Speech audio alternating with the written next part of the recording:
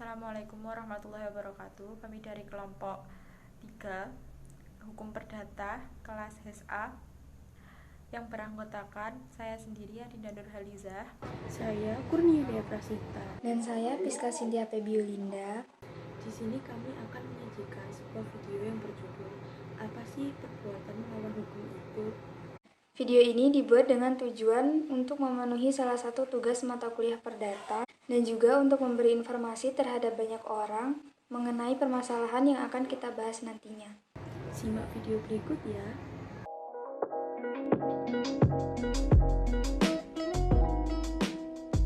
Perbuatan melawan hukum atau onrehmatighdat dalam lingkup perdata diatur dalam pasal 1365 Kitab Undang-Undang Hukum Perdata atau Burgerlijk Wetboek yang biasa disebut dengan BW. Dalam buku ketiga BW, pada bagian tentang perikatan-perikatan yang dilahirkan demi undang-undang yang berbunyi, tiap perbuatan melanggar hukum yang membawa kerugian kepada orang lain mewajibkan orang yang karena salahnya menerbitkan kerugian ini mengganti kerugian tersebut. Dikatakan sebagai perbuatan melawan hukum apabila memenuhi syarat sebagai berikut, diantaranya 1. Bertentangan dengan kewajiban hukum si pelaku. 2. Bertentangan dengan hak subjektif orang lain. 3. Bertentangan dengan kesusilaan. 4. Bertentangan dengan kepatuhan, ketelitian, dan kehati-hatian. Menurut pasal 1365 KUH Perdata, setiap orang yang melakukan perbuatan melanggar hukum diwajibkan untuk mengganti kerugian yang timbul dari kesalahannya tersebut. Terdapat beberapa faktor yang memicu terjadinya perbuatan melawan hukum. Faktor yang pertama yakni terdapat suatu perbuatan yang dilakukan oleh pihak pelaku. Biasanya diterima asumsi bahwa perbuatan yang dilakukan oleh pelaku tersebut, baik pelaku berbuat sesuatu maupun tidak berbuat sesuatu yang menimbulkan kewajiban hukum. Oleh karena itu, pada perbuatan melawan hukum tidak ada persetujuan, seperti halnya kata setuju, maupun faktor atau kausa yang memperbolehkan sebagaimana yang terdapat dalam kontrak. Perbuatan yang dilakukan oleh si pelaku termasuk perbuatan yang melawan hukum. Yang termasuk dalam faktor melawan hukum yakni diantaranya yang pertama, melanggar peraturan atau undang-undang yang berlaku. Faktor yang kedua yakni melanggar hak orang lain yang telah dipastikan oleh hukum. Faktor yang ketiga yakni perbuatan yang berlawanan dengan kewajiban hukum. Faktor yang keempat yakni perbuatan yang berlawanan dengan kesusilaan atau yang biasa disebut dengan good sedden. Dan faktor yang kelima yakni perbuatan yang berlawanan dengan perilaku baik dalam bermasyarakat sehingga menimbulkan perselisihan pada lingkup masyarakat tersebut. Faktor melawan hukum yang ketiga yakni adanya kesalahan dari pihak pelaku. Berdasarkan pasal 1365 KUH Perdata yang berbunyi, setiap orang yang melakukan perbuatan melanggar hukum diwajibkan untuk mengganti kerugian yang timbul atas kesalahannya tersebut. Faktor kesalahan yang dapat diminta pertanggungjawaban secara hukum apabila memenuhi unsur-unsur sebagai berikut. Faktor yang pertama yakni terdapat faktor kesengajaan.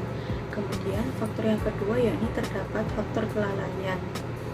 Kemudian faktor yang ketiga yakni tidak ada sebab pembenar ataupun pemaaf, seperti halnya overmach, pembelaan diri, tidak cakap akan hukum, maupun pembelaan terhadap diri sendiri. Selanjutnya, terdapatnya kerugian bagi korban. Adanya kerugian atau shkid bagi korban juga merupakan ketentuan agar gugatan yang berdasarkan pada pasal 1365 KUH Perdata bisa dipergunakan. Berbeda dengan kerugian dan prestasi yang cuma memahami kerugian material. Maka, kerugian karena perbuatan melawan hukum di samping kerugian imaterial yang akan dinilai dengan uang. Dalam pengertian bahwa kerugian yang disebabkan oleh perbuatan melawan hukum juga dapat berupa yang pertama, kerugian material. Kerugian material bisa terdiri dari kerugian yang nyata dialami serta keuntungan yang seharusnya diperoleh. Jadi biasanya diterima si pembuat perbuatan melawan hukum harus mengganti kerugian tidak hanya untuk kerugian yang nyata dialami, melainkan juga harus mengganti keuntungan yang seharusnya diperoleh. Nah, yang kedua, kerugian imaterial atau idil. Perbuatan melawan hukum juga bisa menimbulkan kerugian yang bersifat imaterial atau idil, semacam sakit, ketakutan, serta kehilangan kesenangan hidup. Pengganti kerugian karena perbuatan melawan hukum tidak diatur oleh undang-undang. Oleh karena itu, ketentuan yang dipergunakan untuk ganti rugi ini menggunakan dengan metode analogis.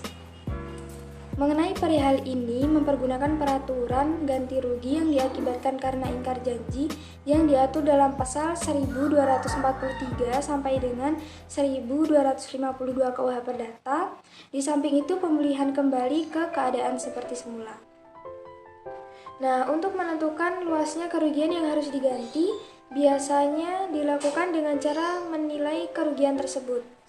Oleh karena itu, yang dirugikan harus sebisa mungkin ditempatkan dalam keadaan seperti keadaan jika terjadi perbuatan melawan hukum.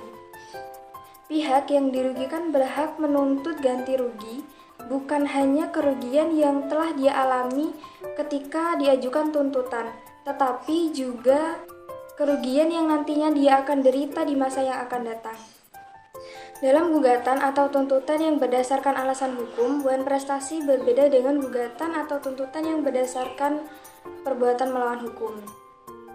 Gugatan atau tuntutan yang berdasarkan non prestasi hanya mengenal kerugian material saja, sedangkan tuntutan atau gugatan yang berdasarkan perbuatan melawan hukum bukan hanya kerugian material saja, tetapi juga mengandung kerugian imaterial yang nanti akan dinilai dengan uang. Gugatan pengganti kerugian yang disebabkan karena melawan hukum diantaranya yaitu, yang pertama dapat berupa uang, yang kedua memulihkan dalam keadaan semula, yang ketiga larangan untuk tidak mengulangi perbuatan lagi, dan yang keempat meminta putusan hakim bahwa perbuatan tersebut adalah perbuatan melawan hukum. Contoh pelanggaran hukum yang ada di negara Indonesia, yaitu 1. Korupsi. Salah satu masalah terbesar di Indonesia yaitu masalah korupsi. Korupsi tidak hanya mencakup bidang pemerintahan saja, akan tetapi juga dalam berbagai bidang pelayanan publik seperti sekolah, rumah sakit, dan lain-lain. Pasal 2 ayat 1 dan 2 Undang-Undang Nomor 31 Tahun 1999 mengenai pemberantasan korupsi yang berbunyi, 1. Setiap orang yang secara melawan hukum melakukan perbuatan memperkaya diri sendiri atau orang lain atau suatu korporasi yang dapat merugikan keuangan negara atau perekonomian negara dapat dipidana dengan penjara seumur hidup atau penjara paling sedikit 24 tahun dan paling lama 20 tahun dan denda paling sedikit 200 juta atau paling banyak 1 miliar rupiah. 2. Dalam hal tindak pidana korupsi sebagaimana yang disebutkan dalam ayat 1 di atas dan dilakukan dalam keadaan tertentu, maka hukuman mati dapat dijatuhkan. Maka dari itu, dengan adanya aturan yang telah tertuang dalam undang-undang tersebut, diharapkan dapat mengurangi dan meminimalisir tindak pidana korupsi sehingga kesejahteraan dapat dirasakan oleh semua orang dan keadilan tercipta di dalam masyarakat. Perbuatan melawan hukum yang ada di Indonesia yang selanjutnya yaitu aksi anarkisme. Di Indonesia memiliki tingkat anarkisme yang sangat tinggi. Aksi anarkisme tersebut biasanya berupa tindakan kekerasan dalam berunjuk rasa, seperti membawa air keras dan merusak fasilitas umum. Hal tersebut dapat mengganggu masyarakat sekitar dan telah melanggar undang-undang tentang tata cara berunjuk rasa yang benar. Masyarakat Indonesia perlu merubah pola pikir dan sistem pemerintahannya agar Indonesia dipandang sebagai negara yang kondusif dan tertib akan hukum. Menurut Undang-Undang Nomor 9 Tahun 1998 tentang kemerdekaan menyampaikan pendapat di muka umum, demo yang dimaksud diasumsikan sebagai unjuk rasa atau demonstrasi yang merupakan kegiatan yang dilakukan oleh seseorang atau lebih untuk mengeluarkan pikiran secara lisan, tulisan, dan sebagainya secara demonstratif di muka umum. Pasal 23 huruf E Peraturan Kepala Kepolisian Nomor 7 Tahun 2012 tentang tata cara penyelenggaraan pelayanan, pengamanan, dan penanganan perkara penyampaian pendapat di muka umum menyatakan bahwa kegiatan penyampaian pendapat di muka umum dinyatakan sebagai pelanggaran apabila berlangsung secara anarkis yang disertai dengan tindak pidana atau kejahatan terhadap ketertiban umum, kejahatan yang membahayakan keamanan umum, baik orang atau barang, dan kejahatan terhadap penguasa umum. Salah satu pasal yang dapat menjerat pelaku perusakan fasilitas umum adalah pasal 170 ayat 1 Kitab Undang-Undang Hukum Pidana yang berbunyi, barang siapa dengan terang-terangan dan dengan tenaga bersama melakukan kekerasan terhadap orang atau barang diancam dengan pidana penjara paling lama 5 tahun 6 bulan.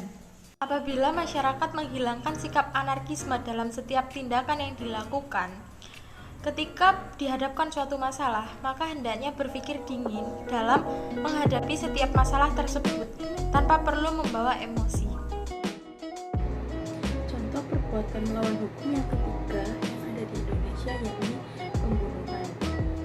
Pembunuhan dapat terjadi dikarenakan beberapa faktor, yakni yang pertama adanya faktor balas dendam, kemudian adanya faktor dalam keadaan terdesak, dan adapun faktor mengenai masalah kejiwaan yang dialami pelaku pembunuhan. Pihak yang melakukan pembunuhan harus dijatuhi hukuman sesuai dengan undang-undang yang berlaku. Berdasarkan pasal 340 Kitab Undang-Undang Hukum Pidana yang berbunyi, barang siapa sengaja dan dengan rencana lebih dahulu merampas nyawa orang lain, diancam karena pembunuhan dengan rencana dengan pidana mati atau pidana penjara seumur hidup atau selama waktu tertentu paling lama 20 tahun. Oleh karena itu, masyarakat diimbau untuk mencegah adanya tindakan pembunuhan, seperti halnya dengan melakukan kegiatan-kegiatan positif dan interaksi sosial pada lingkup tempat tinggalnya, serta lebih meningkatkan keimanan dan ketakwaan terhadap Tuhan Yang Maha Esa. Nah, selanjutnya, mengapa alasan masyarakat melawan perbuatan hukum? Yang pertama, kurangnya edukasi pada masyarakat, di mana masih saja terdapat banyak masyarakat yang sering meremehkan dan lebih memilih melanggarnya daripada mencegahnya. Yang kedua, tidak mau tahu akan aturan yang dibuat oleh pemerintah. Yang ketiga, adanya keterpaksaan ketika mematuhi peraturan tersebut, sehingga kadang-kadang masih ada rasa ingin untuk melanggar aturan tersebut. Yang keempat, tidak mampu mengendalikan diri sendiri. Yang kelima, karena sudah terbiasa melanggar aturan yang sudah ada. Yang keenam, karena adanya kesempatan dan ada rasa ingin mencoba. Yang ketujuh, tidak setuju dengan adanya ketentuan hukum. Yang kedelapan, merasa bahwa dirinya sudah benar. Nah, yang kesembilan, terkadang masih saja terdapat pihak yang apabila melakukan perbuatan hukum kemudian dihukum, lalu mereka menghubungi pihak yang mereka rasa bisa membebaskannya dari hukuman tersebut. Nah, yang terakhir, tidak dapat menerima saran atau kritik dari orang lain yang lebih paham hukum. Sekian video yang dapat kami sampaikan. Mohon maaf apabila masih terdapat kesalahan ataupun kekurangan dalam kelompok kami.